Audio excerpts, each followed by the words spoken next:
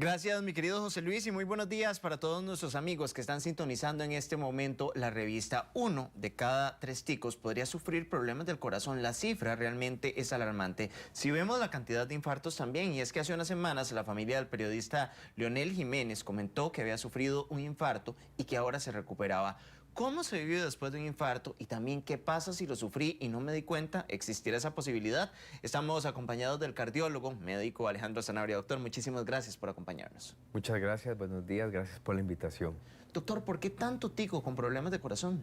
Bueno, creo que esto es una continuidad de la entrevista pasada, ¿verdad? Donde precisamente ese cambio que hemos tenido en el estilo de vida, una vida mucho más acelerada, acceso a alimentos rápidos pero con alto contenido calórico, la conectividad que ha sido un arma de doble filo, porque si bien es cierto nos permite estar desde la casa trabajando, pidiendo cosas para el supermercado, ya la gente no se mueve y eso genera sedentarismo. Este cúmulo de factores, sedentarismo, mala alimentación, conlleva obesidad y eso es lo que al final de cuentas conlleva al depósito de grasa en las arterias y la generación de los infartos. ¿Cuáles son esas banderas rojas que nos pueden indicar que algo está fallando en nuestro cuerpo y que somos mucho más propensos a un infarto? Ahora yo le estaba preguntando, yo con 31 años hipertensos, ¿será que los jóvenes somos más propensos ahora con todas las condiciones? Bueno, es cierto que el estilo de vida ha cambiado, los niveles de estrés son mucho más elevados.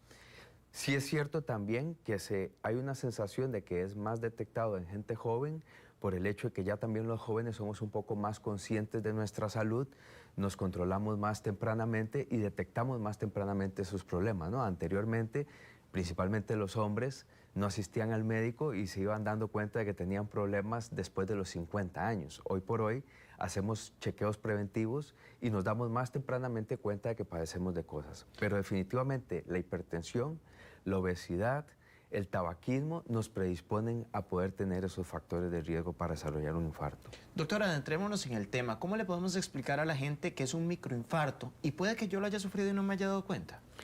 Sí puede que una persona haya tenido un infarto y no haya tenido molestias o haya tenido una molestia muy sutil que pueda asimilar otros problemas como problemas digestivos principalmente.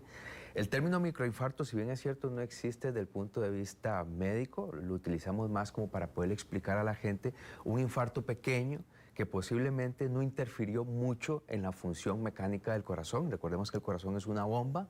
Entonces, si la afectación que tuvo el infarto generó muerte en una parte muy pequeña del corazón que hace que su efecto de bomba no se haya disminuido significativamente, es lo que nosotros le llamamos microinfarto. Ahora, que eso no dé la falsa ilusión de que es algo que no es grave, porque al final de cuentas en realidad es un factor que lo predispone y es un factor tan importante como si igual nos hubiera dado un infarto más grande, digamos. Doctor, ¿los síntomas de infarto con los protocolos que se han revisado en los últimos años han cambiado, siguen siendo los mismos?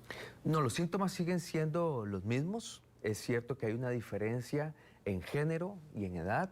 Las mujeres tienden a tener síntomas un poco más inespecíficos.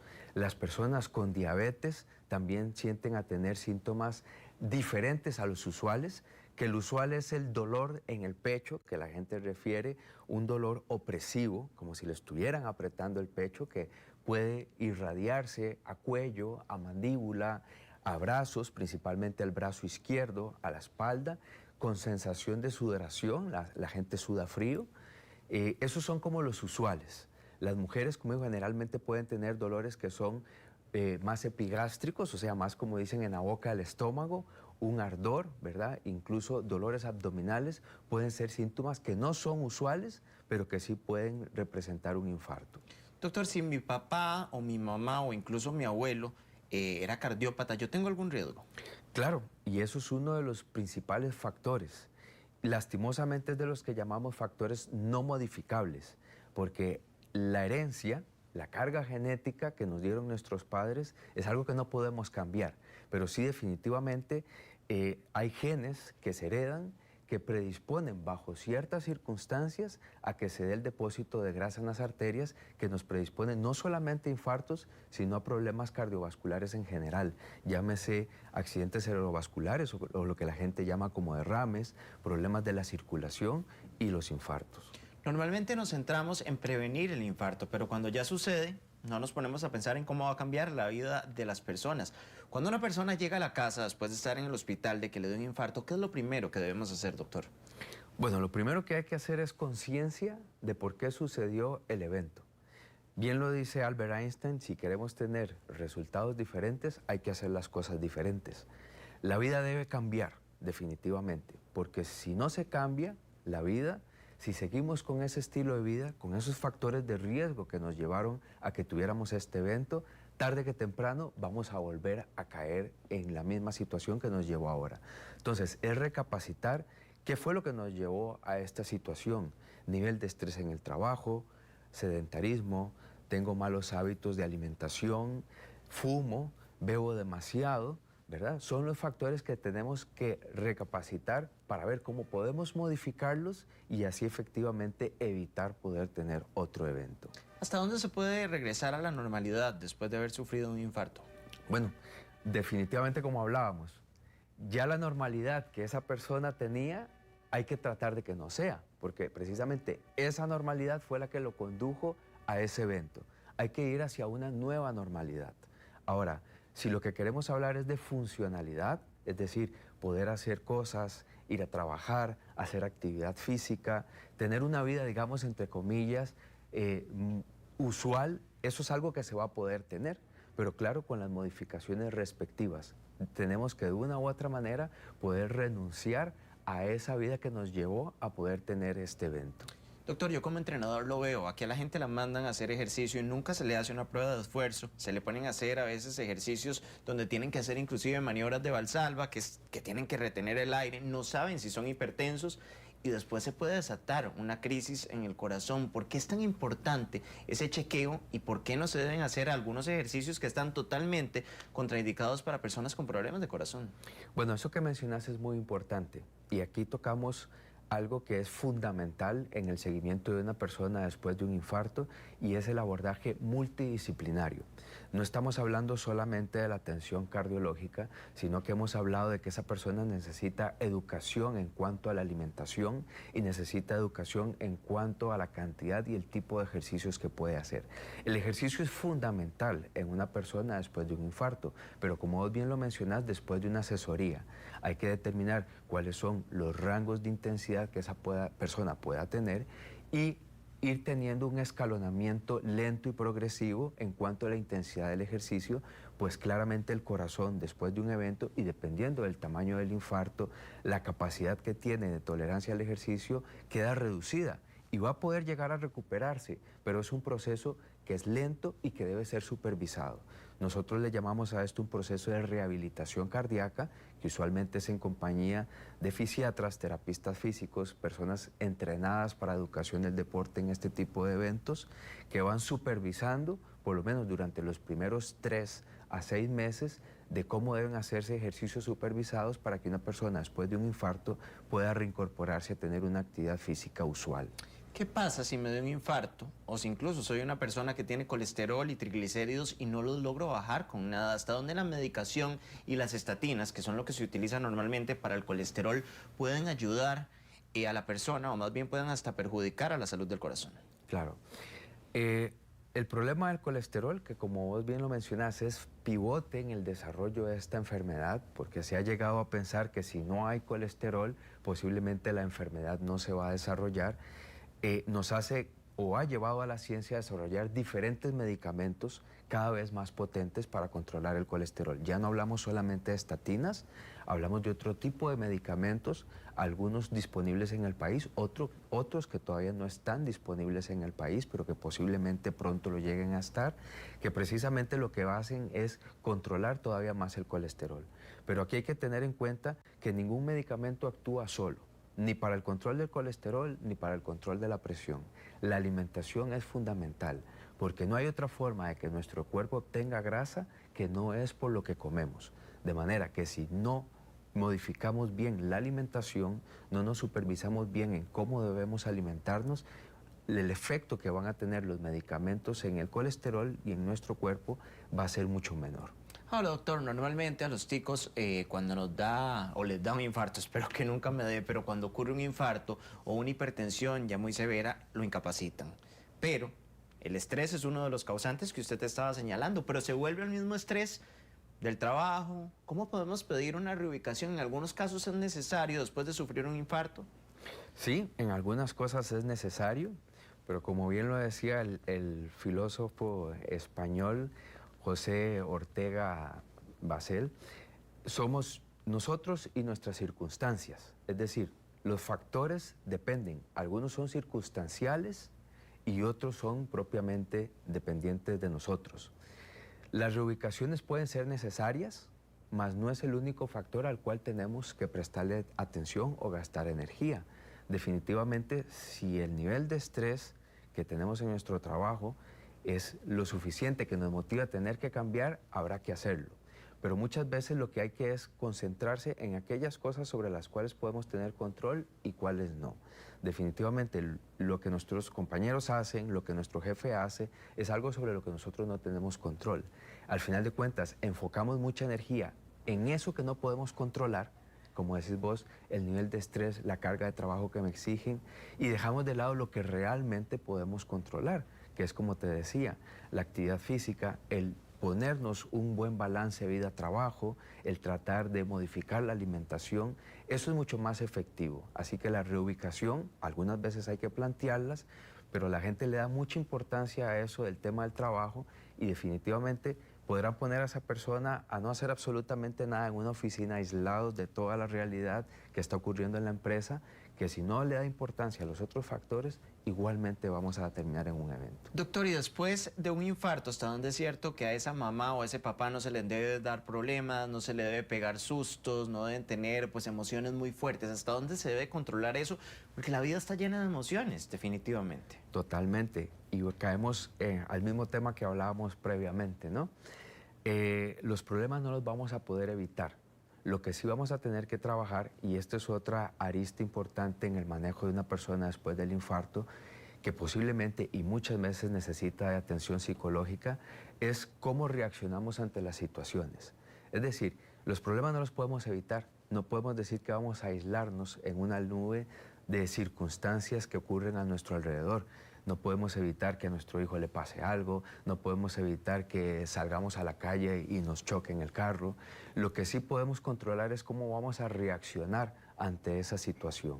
Tenemos que trabajar el manejo del estrés y la ira, que eso es algo que cada vez está más estudiado, y de hecho ya desde hace unos 10 años se habla de la importancia de la terapia de mindfulness, el yoga, y estos ejercicios que nos permiten precisamente reconocer nuestras emociones y poder canalizarlas de la mejor manera. Así que no es que esa persona no pueda recibir noticias, es que tiene que trabajar a su interior cómo reacciona ante las circunstancias y los eventos que le suceden en la vida. ¿Qué tan propensa es una persona que ya sufrió un evento en el corazón, como un infarto, a que vuelva? Porque es un miedo que tienen muchas de las personas y nos preguntan mucho y a veces no vuelven a la normalidad o a la nueva normalidad, tal vez por decirlo de la mejor manera con esta entrevista, con lo que hemos aprendido. Claro, aquí lo importante es que definitivamente lo primordial es evitar el primer evento, ¿verdad? Tratemos de cuidarnos para evitar que nos ocurra ese primer evento. Luego, si nos dio el evento, sí tenemos hasta 3 veces más de riesgo de volver a tener otro evento. Es decir, el principal factor de riesgo para poder tener un segundo evento es haber tenido uno previo. Entonces, lo idóneo es no llegar a ese evento. Si ya lo tuvimos, tener un adecuado control cardiológico, un adecuado seguimiento, tener una adecuada educación nutricional y realizar actividad física supervisada es lo que definitivamente me va a evitar que podamos tener un segundo evento. Vamos al tema de los medicamentos, doctor. La gente, el tico, definitivamente, pues se receta para todo. ¿Hay algunos medicamentos que pueden dañar el corazón que definitivamente un cardiópata no debe tomar? Una pregunta muy importante. Efectivamente, toda persona que padezca el corazón debe tener una medicación supervisada. Sí hay fármacos principalmente, y ahora que ha habido un pico de gripe e infecciones virales en nuestro país, medicamentos que se utilizan con vasoconstrictores como fenilefrina, todos los medicamentos para la gripe que son de día, que precisamente como no dan sueño, utilizan vasoconstrictores, son medicamentos que pueden ser contraproducentes para una persona cardiópata. Algunos antiinflamatorios no esteroideos, exactamente, o lo que llaman AINES, como el ibuprofeno, el sulindaco, son medicamentos que pueden aumentar la presión arterial y pueden interferir en el control de estos pacientes cardiópatas. Algunos antibióticos también pueden generar trastornos del ritmo, así que sí, hay una lista innumerable de fármacos que podrían interferir. Yo lo que le digo a mis pacientes es que mejor cuando tienen alguna situación, consulten con su médico de cabecera para que les recomiende si lo que necesitan o van a consumir es seguro. Como red de apoyo, que no debe faltar en los cuidados de esa persona que sufrió algún infarto y que no debe faltar inclusive en el bolso de esa persona que sufrió un infarto o en el carro, que tenga, no sé, una pastillita o algún detalle que debe ser siempre significativo. Bueno, yo creo que lo primordial aquí es tener la cartera de medicamentos siempre a mano que se le da a una persona después de un evento, que los que han tenido un infarto sabrán que no es un número pequeño de fármacos. Esos medicamentos no pueden faltar, siempre tienen que andar a mano. La aspirina, los medicamentos para ralar la sangre, para evitar que se obstruyan los stents, si fue que se le pusieron stents, el medicamento para ralar la sangre, si fue que hubo que operarlo de una válvula, los medicamentos para bajar el colesterol. Esos medicamentos siempre tienen que estar a la mano. Y lo otro es más que andar pastillas, en caso de que haya un evento o una molestia, consultar lo más pronto posible. Porque si hay algo que pasa con el corazón, es que entre más tiempo pase después de que inicia el problema, más riesgo hay de que el corazón se dañe mayormente. Entonces, si tenemos una molestia, consultar lo más tempranamente posible, porque como te digo, entre más temprano consulte a la persona, más rápido puede solucionarse el problema y menos daño puede tener el corazón. Doctor, ¿hasta dónde un paciente cardiópata debe usar medicamentos ansiolíticos para evitar ese estrés, que las deudas, que las preocupaciones de los hijos, que en realidad no dejan vivir a la persona tranquila? ¿En qué momento ya se debe recurrir a eso para que la persona baje sus revoluciones, como decimos? Bueno, te lo digo así. Yo en mi consultorio tengo una pequeña reserva de medicamentos ansiolíticos porque cada vez lo utilizo más con los pacientes cardiópatas. Por lo que vos mencionás, es un tema de ansiedad, no solamente por todas las cuestiones laborales, sino también por lo que implica haber tenido un infarto para el paciente y para la familia. Es una situación que vulnerabiliza, que realmente todos sabemos que nos vamos a morir, pero después de un evento como un infarto, eso se nos viene al presente y a la cercanía. Y no es que nos estemos muriendo activamente, pero definitivamente nos hace ver lo vulnerable que es la vida. Y eso genera tristeza, eso genera muchas veces depresión. Entonces sí es muy frecuente que los pacientes con problemas cardíacos requieran de medicamentos ansiolíticos e incluso antidepresivos. Y yo lo utilizo con mucha frecuencia en mis pacientes porque precisamente he detectado eso. Y el control de la ansiedad es fundamental para que esa persona se mantenga tranquila, logre controlar su presión e incluso hasta poder adherirse a los medicamentos y hacer la actividad física, se vuelve fundamental que la persona esté tranquila. Doctor, después de un infarto, la principal actividad física, he leído en diferentes artículos que se recomienda es el caminar. ¿Por qué? Porque es el mejor ejercicio aeróbico que puede hacer la persona. Claro, caminar a un ritmo, ¿verdad? No es ir como dice la gente, como cuando van viendo ventanas en los centros comerciales, sino caminar a un ritmo que te eleve la frecuencia cardíaca a un 60-70% de lo predicho para tu edad. Es decir, es un ejercicio de moderada intensidad. Lo que se conoce como cardioliz. Exactamente, de moderada intensidad, que te permite hacer un ejercicio de más larga duración.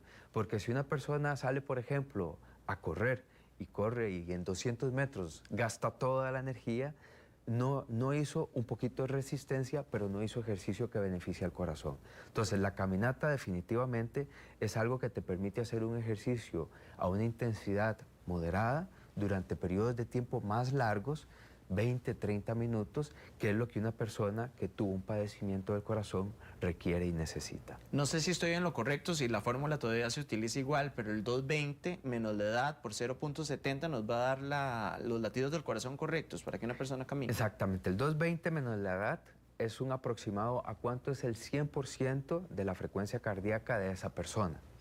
Y si eso lo multiplicas por .70 a .60, te va a dar el porcentaje de esa frecuencia máxima a la cual la persona debe, digamos, hacer ejercicios. Que como bien lo mencionaste, ese .6, ese .7 es multiplicar la frecuencia cardíaca máxima por el 60 o 70%. Y sí, todavía se utiliza y es la más conocida. Vamos a ver, para que la gente nos entienda en este término, los relojes ya de hecho, los relojes inteligentes o algunos contadores de pasos marcan inclusive la zona orange, la zona anaranjada donde está. En esa zona es donde se da la mayor oxidación de grasa y es en ese momento donde la gente pues quema más grasa y también, como le está diciendo el doctor, puede ayudar muchísimo a la salud del corazón. A veces nos centramos solamente, doctor, en la baja de peso, pero esa baja de peso nos va a ayudar en múltiples factores. Claro, y tocas un tema muy importante, la baja de peso. La composición corporal de una persona va a depender de dos circunstancias principales, actividad física y alimentación. Pero una persona, el 80% va a depender de lo que come, su composición corporal va a depender 80% de lo que come y solamente un 20% de la actividad física que hace. De manera que hacer ejercicio, claro que es fundamental, pero nuevamente regresamos a la importancia de poder cuidar la alimentación. Y eso que mencionaste de los relojes inteligentes también es muy importante porque los relojes ahora nos dan muchísima información, hasta nos dicen si el ritmo va regular o irregular, nos dan alertas de la cantidad de actividad física que hemos hecho, nos dan alertas de cuánto es el tiempo que hemos estado de pie y ya está estandarizado con base a recomendaciones de la Organización Mundial de la Salud de cuántos son los pasos que debemos hacer al día, cuánto tiempo es el que debemos estar de pie al día, cuántas horas de sueño debemos tener al día. Así que los relojes también nos dan una guía para poder tener una vida lo más saludable posible. Doctor, me encanta el tema de la ansiedad y de la salud del corazón. ¿Lo comprometo para que venga la próxima semana? Ok, está bien. Nos vemos la próxima semana. Nos vemos la otra semana. Doctor, muchísimas gracias por acompañarnos. Si usted Muchas quiere gracias. contactarlo, en este momento los números están apareciendo en pantalla. Nosotros vamos a continuar con más porque me imagino que usted muchas veces ve pacientes que tienen un temblorcito y que definitivamente hay que controlar. Claro que sí. Ese es nuestro siguiente...